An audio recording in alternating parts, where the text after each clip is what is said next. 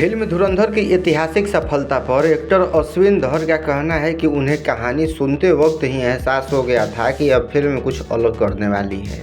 Box office पर 1000 crore club में शामिल होकर फिल्म ने न सिर्फ कई रिकॉर्ड तोड़े बल्कि लंबे समय से खाली पड़े सिनेमाघरों में भी रौनक ला दी है।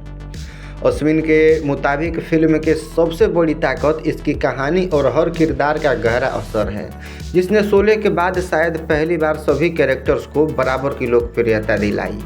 अरशद पप्पू के किरदार में मिले प्यार ने उनके करियर को नया मोड़ दिया और दर्शक अब बेसब्री से पार्ट 2 का इंतजार कर रहे हैं। फिल्म उम्मीद से ज़्यादा अच्छी चल रही है बॉक्स ऑफिस पर और लोगों को पसंद आ रही है। कुछ दिन रुक जाइए और ये फिल्म कई नए रिकॉर्ड बना सकती है। जब फिल्म के डायरेक्टर सर आदित्य हमें ये फिल्म सुना रहे थे तो फिल्म की कहानी और हर किरदार के बारे में जानकर ये एहसास ज़रूर हो गया था कि ये कुछ अलग है।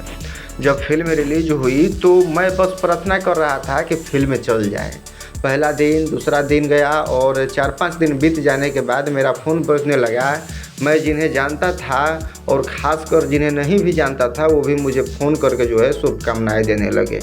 मेरे समझ में तो नहीं आया कि ये क्या हो गया है, क्योंकि इससे पहले मैंने ये चीज़ें जो है अनुभव नहीं की थी। लोग मुझे सड़कों पर चलते हुए रोक रोक कर पूछने लगे कि आप ही हैं ना अरशद पप्पू, और मैं कहता था हाँ।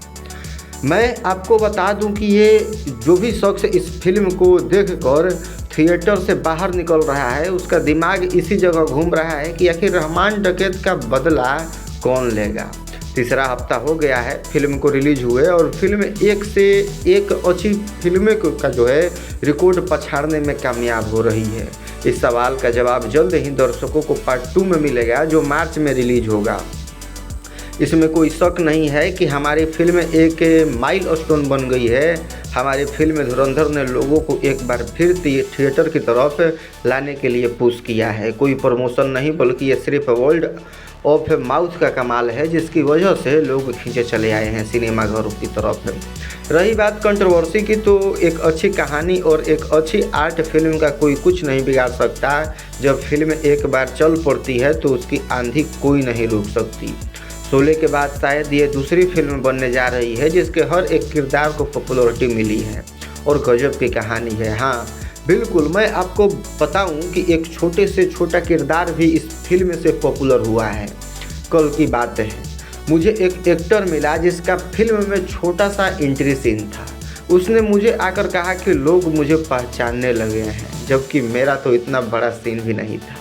इस फिल्म ने लोगों के दिलों और दिमाग में जो इम्पैक्ट छोड़ा है वो शायद शोले के बाद कोई फिल्म कर पाई। अरशद पप्पू के किरदार में अपने आप को ढालने के लिए आपने कितनी मेहनत की, उनसे जो है वो रिपोर्टर ने पूछा तो वो बताते हैं क्योंकि कहानी रियल लाइफ इंसिडेंट और किरदारों पर आधारित थी तो डायरेक्टर सर ने हमें अपने अपने किरदार को लेकर पूरी डिटेल दी थी।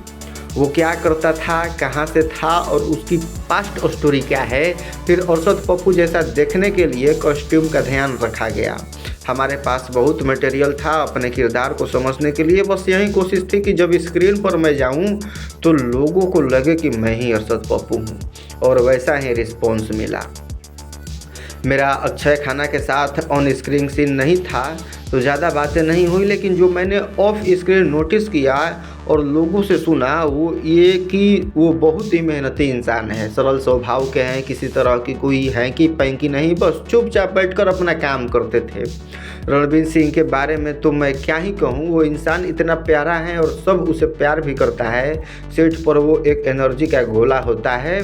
एक्टर से लेकर टेक्नीशियन तक हर किसी से बड़े सामान से बात करता है।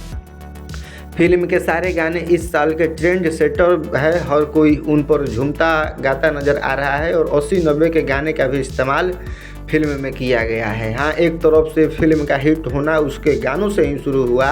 लोगों ने FA9ALA सॉन्ग सुना, अक्षय खन्ना का डांस उसमें पसंद आया, रील्स बननी शुरू हुई सोशल मीडिया पर, बस वहीं से लोगों का इंटरेस्ट जगा। मेरी जब एंट्री होती है तो बैकग्राउंड में मोनिका बजता है, तो कई गानों को इस फिल्म से जो है रिबर्थ मिला है। अंधेरी के आराम नगर की गलियों से लियारी तक का सफ़र कैसा रहा, इस फिल्म जर्नी की शुरुआत और एक हिट फिल्म में अहम किरदार निभाने का अनुभव शेयर करिए। तो शुरुआत से थिएटर से हुई, ठान लिया कि एक्टर ही बनना है और तरह तरह के रोल करने लगे हैं। मुझे याद है कि मैं मशहूर नाटककार आमिर रजा हुसैन का प्ले 50 डेज ऑफ वार जो है वो कंप्लीट किया था। वहीं एक कास्टिंग डायरेक्टर जो है मुझसे मिले और बोले कि बगल में ही एक फ़िल्म की कास्टिंग हो रही है, तुम ऑडिशन दे दो। मैं उनके कहने पर गया और मेरा सिलेक्शन तुरंत हो गया। फिल्म थी काबुल एक्सप्रेस। फिर मुझे फिल्म हाईजैक मिली, बाद में डी-डे, जिसमें मैं इरफान के साथ जो है काम किया था। फिल्मों में कहीं ना कहीं मुझे बैक टू बैक एक जैसे रोल मिलने लगे। फिर फिल्म द एक्सपोज आई, जिसे अनंत महादेवन ने डायरेक्ट किया था। उसके बाद उन्हीं एक तरफ रफ बुक में जो है मुझे केमिस्ट्री टीचर का रोल करने का मौका मिला। ऐसे ही करते करते फिल्म धुरंधर तक का सफ़र जो है वो मैंने तय किया।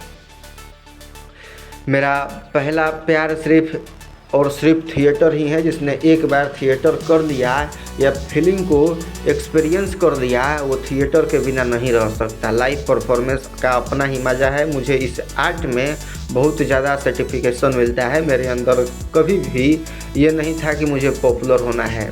ये मेरी डेंसिटी थी जो मुझे यहाँ तक ले आई और अरशद पप्पू और धुरंधर जैसी चीज़ें मेरे साथ हुई। अरशद पप्पू से कोई पूछता है कि एक्टिंग का कीड़ा क्या आपके अंदर बचपन से था या बड़े होते इस टैलेंट को पहचाना? तो अरशद पप्पू बताते हैं कि मैंने बचपन से ही ऐसा था और मुझे पता चला था कि मैं एक्टर बनना चाहता हूँ। किसी की मिमिक्री करना, नाचना गाना मुझे बचपन से ही पसंद था। मैं ऐसा लड़का था कि हर कोई मेरे बारे में जानता था कि वो फला फला घर के रहता है। शायद मेरी अजीब हरकतों की वजह से बचपन से ही शर्म नहीं थी नाटक करना, नकल करना। सबको पता था कि मैं किस घर में रहता हूँ मेरी हरकतों की वजह से।